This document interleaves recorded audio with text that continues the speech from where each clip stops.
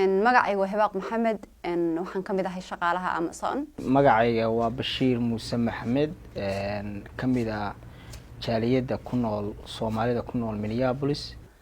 Ilhaan aad baan ugu faraxsanahay inay na caawisay oo na garab istaagtay shaqaalaha Amazon ka shaqeeya aad iyo aad way qof qaali noogu ah Amazon intaan ka shaqeynayay qof representative oo na garab istaagay iyadan arkay si fiican baan ugu faraxsanahay lama jirdayga magacmood wax ku qaaban karaane aan isweheshano walaalayaal aan wada jirno walaalayaal waxaan xasuustaa waxaan ka shaqo bilaabay 2017kii company-gan Amazon dadka ugu badan oo company ka shaqeeya waa dadka Soomaalida East Africaanka Muslimka ah dhibaato badan baa waxay naga haysatay salaada cunsurinimo aan kala kulmeynay managementiga marka waxaan bilownay inaan dadka abaabulo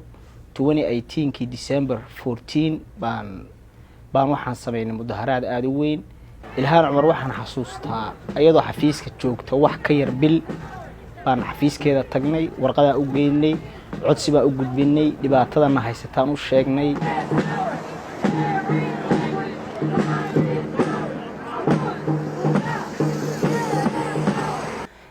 way ka qayb qaadatay inay banaanbaxyada nala soo istaagto oo tiraahdo inay dhacdo ma ahan waxaan u baahanahay Ilhaan waan taageeraya waxaan ahay shaqaalaha Amazon kamid ah waxaan ahay gabar Soomaaliyeed waxaan kale ku darayaa inay tahay gabar Soomaaliyeed oo anoo kale xijaab sidata oo aqalka tagtay oo hooyo ah oo waxay noqon kartaa tusaale in halka gaari karno maadaama aan ku noolnahay Mareykan kalarkayaga muslimnimadayada khamaarkayaga dad badan ma jeclayn laakiin in halka tii karno sida Ilhaan oo kale aad bay waxa noogu tahay role model ama tusaale ama qof maganaysa in la daba istaagi karo li karo qofkaas sameeyay December 14 bay ahayd markii Ilhaan Cumar laga soo qayb gashay waxaana la doortay November 7 marka xataa lama dhaarin markii anaga waxa dhan noo sameeynaysa xataa lama dhaarin marka waa qiyaasi kartaa qof marka kursiga fariistay oo aan wali la dhaarin oo dadkiisi markay dhibaatada u gudbiyeen ka gubtay oo taageeray oo ayadoo winter ah oo negative 5 ah intee noo timid bay waxay nala qaybsatay shucuurtiina marka naga muuqatay maalinta wixii ka dambeeyay Ilhaan markay arrinka aan u gudbinay wax ka yar dhowr bilood aan dhihi karo wax ka yar 6 bilood Amazon waxay bilaabay inay bilinada qaar masaajida ka dhisaan qofka hadduu dhaho waa tukanay aan la ciqaabin ay dhahaan okay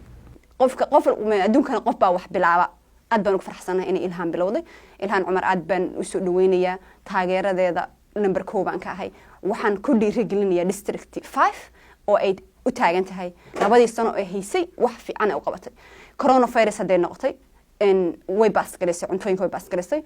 deeply way ula socotay ma garanaysaay dadka u baahan oo dadkeeda awliba Soomaaliya ahaadan districtigeeda dadka ku nool oo dhan way u istaagtay cunto haday noqoto haday u baasgareysay ma garanaysaa ii sheegay ani caawis haday noqoto gacanteeda ka qaybisay raashin ani maanta waxa marxaati u ahay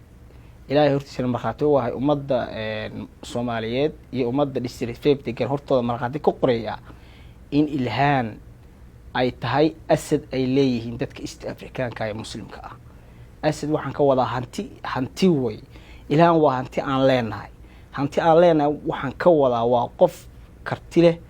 waa qof dadkeeda u dhaqnata waa qof markasta available waa qof aan isla weyneyn waa qof dadkeeda markay u baahdaan isla markaa jawaab degdeg ka bixisa Ilhaan labadii sano xilligii xafiiska joogtay